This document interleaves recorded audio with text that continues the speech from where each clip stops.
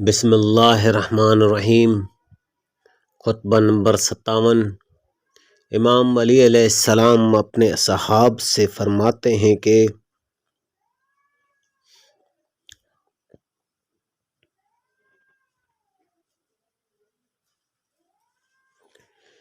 میرے بعد جلد ہی تم پر ایک ایسا شخص مسلط ہوگا جس کا حلق کشادہ اور پیٹ بڑا ہوگا، جو پائے گا نگل جائے گا اور جو نہ پائے گا اسے ڈھونڈ لگی رہے گی۔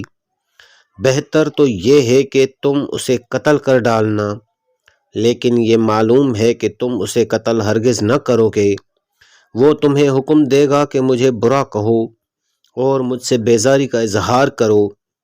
جہاں تک کہ برا کہنے کا تعلق ہے، مجھے برا کہہ لینا، اس لیے کہ یہ میرے لیے پاکیزگی کا سبب اور تمہارے لیے دشمنوں سے نجات پانے کا باعث ہے۔ لیکن دل سے بیزاری اختیار نہ کرنا، اس لیے کہ میں دین فطرت پر پیدا ہوا ہوں اور ایمان و ہجرت میں سابق ہوں۔ خطبہ نمبر 58۔ امام علی علیہ السلام خوارج کو مخاطب کرتے ہوئے فرماتے ہیں کہ تم پر سخت آندھیاں آئیں اور تم میں کوئی اصلاح کرنے والا باقی نہ رہے۔ کیا میں اللہ پر ایمان لانے اور رسول اللہ صلی اللہ علیہ وآلہ وسلم کے ساتھ ہو کر جہاد کرنے کے بعد اپنے اوپر کفر کی گواہی دے سکتا ہوں؟ پھر تو میں گمراہ ہو گیا اور ہدایت یافتہ لوگوں میں سے نہ رہا۔ تم اپنے پرانے بدترین ٹھکانوں کی طرف لوٹ جاؤ اور اپنی ایڑیوں کے نشانوں پر پیچھے کی طرف پلٹ جاؤ۔ یاد رکھو کہ تمہیں میرے بعد شاہ جانے والی ذلت اور کاٹنے والی تلوار سے دوچار ہونا ہے، اور ظالموں کو اسی وتیرے سے سابقہ پڑنا ہے کہ وہ تمہیں محروم کر کے ہر چیز اپنے لیے مخصوص کر لیں۔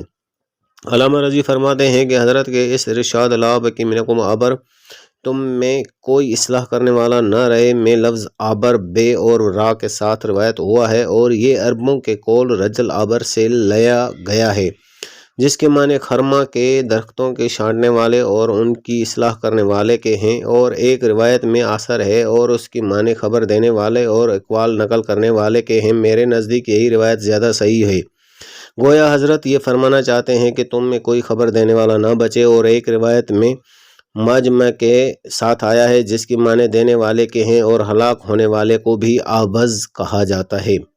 اس خطبہ کی مزید تفصیل یوں ہے کہ اس خطبہ میں جس شخص کی طرف امیر المومنین نے ارشاد کیا ہے،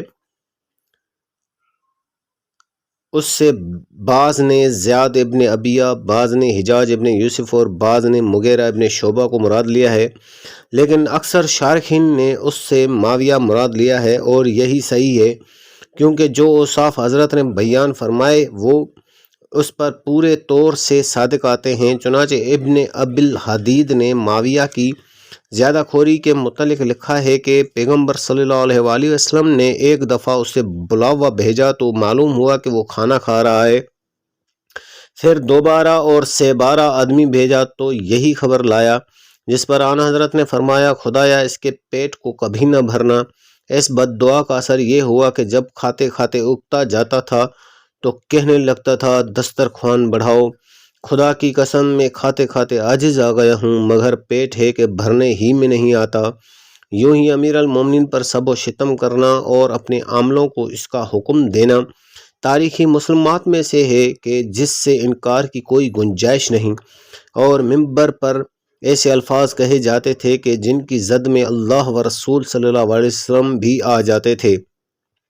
چنانچہ ام المومنین ام سلمہ نے معاویہ کو لکھا، عقد الفرید جلد 3 صفحہ 131، تم اپنے ممبروں پر اللہ اور اس کے رسول پر لعنت کرتے ہو، وہ یوں کہ تم علی ابن ابی طالب اور انہیں دوست رکھنے والوں پر لعنت کرتے ہو، اور میں گواہی دیتی ہوں کہ علی کو اللہ بھی دوست رکھتا تھا اور اس کا رسول بھی۔ خدا عمر بن عبدالعزیز کا بھلا کرے کہ جس نے اسے بند کر دیا اور ان خطبوں میں سب و شتم کی جگہ اس آیت کو رواج دیا، اللہ تمہیں انصاف اور حسن سلوک کا حکم دیتا ہے اور لغو باتوں، برائیوں اور ستم کاریوں سے روکتا ہے۔ اللہ اس سے تمہیں نصیحت کرتا ہے شاید کہ تم سوچ و بچار سے کام لو۔